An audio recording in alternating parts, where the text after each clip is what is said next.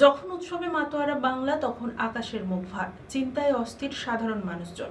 ঘাটালে চন্দ্রকোনা নদীগুলি ফুলে ফেপে উঠছে। নদীর তীরবর্তী অঞ্চলের রীতিমতো বন্যার আশঙ্কা। তবে ঘাটাল মহকুমা প্রশাসন তৎপর যে কোনো পরিস্থিতি মোকাবিলা করার জন্য। যখন উৎসবে মাতোয়ারা বাংলা, আকাশের মুখ ভারে মানুষ যথেষ্ট চিন্তিত এবং বিধ্বস্ত। কেননা একদিকে যেখানে আকাশের মুখ ভার, চলছে বৃষ্টি, ডিবিসিরি ছাড়া জলে বন্যা পরিস্থিতির মুখে পড়ছে চন্দ্রকোনা।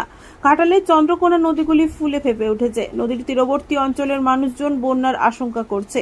এর আগে একাধিকবার বন্যা হয়েছে, ভেঙেছে নদীবাঁধ। যদিও সেচ দপ্তর থেকে অস্থায়ীভাবে নদীবাঁধ মেরামতের কাজ শেষ হয়েছে, নদীর তীরবর্তী অঞ্চলের মানুষজন অস্থায়ী বাঁধের ওপর ভরসা রাখতে পারছে না। নদী তীরবর্তী অঞ্চলের মানুষজনের দাবি, যেভাবে জল বাড়ছে একটা আশঙ্কা থেকেই যায় আবারও না নদীবাঁধ ভেঙে প্লাবিত হয় ঘরবাড়ি, মাঠের ফসল। চন্দ্রকোনার নিচের দিকে থাকা ঘাটালে বর্তমানে বন্যা পরিস্থিতি স্বাভাবিক। চন্দ্রকোনায় যখন বন্যা পরিস্থিতি তৈরি হয়, তখন ঘাটালে বন্যা পরিস্থিতি স্বাভাবিকই থাকে। চন্দ্রকোনায় বন্যা পরিস্থিতির উন্নতির হলে ঘাটালের বন্যা পরিস্থিতি অবনতি হয়। ঘাটাল মহকুমা প্রশাসন তৎপর হয়েছে যে কোনো পরিস্থিতি মোকাবিলা করার জন্য।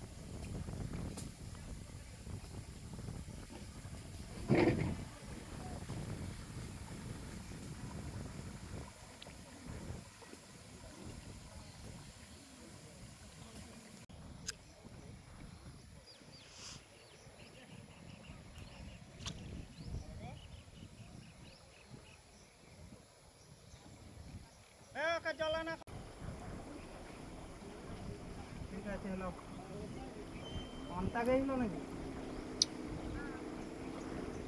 ফোন করছিল, আমি বলি। ব্যুরো রিপোর্ট, খবর, বিসিবিএস।